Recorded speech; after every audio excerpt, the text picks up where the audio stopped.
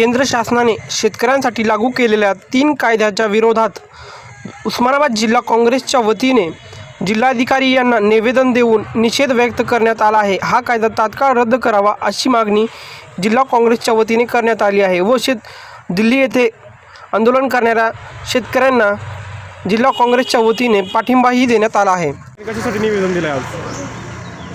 केंद्रातील भारतीय जनता पक्षाच्या सरकारने शेतकऱ्याच्या विरोधामध्ये 3 कायदे संमत केलेले आहेत। हे कायदे शेतकरी विरोधी आहेत याची पुरेपूर खात्री या देशातल्या सर्व शेतकऱ्यांची पटलेली आहे आणि म्हणून दिल्लीच्या आसपास राजस्थान, हरियाणा, महाराष्ट्रातले लाखो शेतकरी गेल्या 2.5 ते 3 महिन्यापासून आंदोलन करत आहेत। तरीसुद्धा सरकार ही मागणी विचारात घेत नाही। शेतकऱ्याचं हित पाहिजे असेल तर शेतकऱ्याला चर्चेमध्ये घेतलं पाहिजे, त्याशी चर्चा करायला पाहिजे, शेतकरी संघटनाशी चर्चा करायला पाहिजे, विविध राजकीय पक्षाशी चर्चा करायला पाहिजे। परंतु सरकारनं हुकुमशाही वृत्तीचं धोरण स्वीकारलेलं आहे। शेतकऱ्याला विश्वासात न घेता, त्यांच्या मागण्यावर चर्चा न करता सरकार हे आंदोलन हुकुमशाही पद्धतीनं दडपण्याचा प्रयत्न करत आहे आणि याची प्रतिक्रिया जागतिक पातळीवर आहे।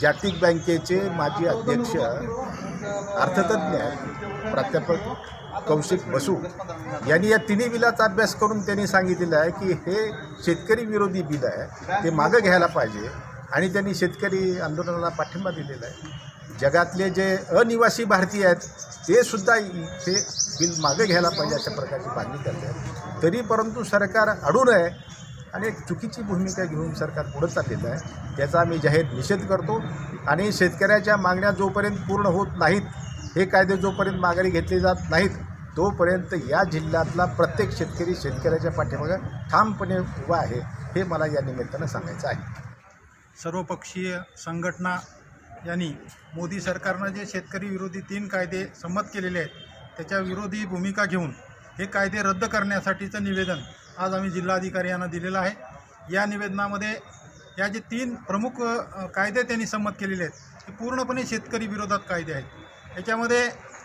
माल साठवण्यासाठी खऱ्या अर्थानं 1955 साली काँग्रेस पक्षाचं राज्य असताना माल साठवणुकीवर बंदी आणली होती, परंतु मोदी सरकारनं या कायद्यामध्ये व्यापाऱ्यांना माल साठवण्याची मुभा दिलेली आहे। जेवढा पाहिजे तेवढा माल साठवा, त्याला काही बंदी राहणार नाही आहे आणि याच्यामध्ये कृत्रिम टंचाई निर्माण होण्याची शक्यता आहे। त्यामुळं लोकांचे शेतीमालाला भाव मिळणार नाही आहेत। साठेबाजी केल्यानंतर पुन्हा भाव वाढतील, परंतु त्यावेळेस शेतकऱ्याकडे माल नसणार आहे। हा एक शेतकरी विरोधी कायदा आहे। त्यानंतर दुसरा कायदा आहे की कुठेही तुम्ही माल विका, परंतु आज ज्या ठिकाणी मोदीचे राज्य सरकार आहेत त्या बाजूच्या राज्यातल्या शेतकऱ्यांनी तिथं माल नेला तर ते सांगतात की आमच्या हद्दीच्या मध्ये आम्ही कुठल्याही राज्याचा माल घेणार नाही आहेत।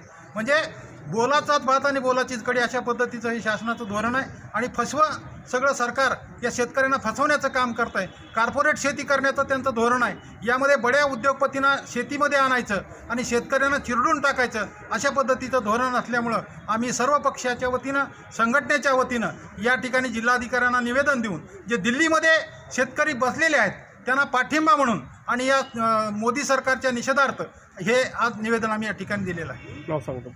लक्ष्मण गणपती सरडे, तालुका अध्यक्ष काँग्रेस आहे। उस्मानाबाद जिल्ह्यातील ताजे अपडेट मिळवण्यासाठी उस्मानाबाद न्यूजला सबस्क्राईब करा आणि बेल आयकॉन प्रेस करण्यास विसरू नका।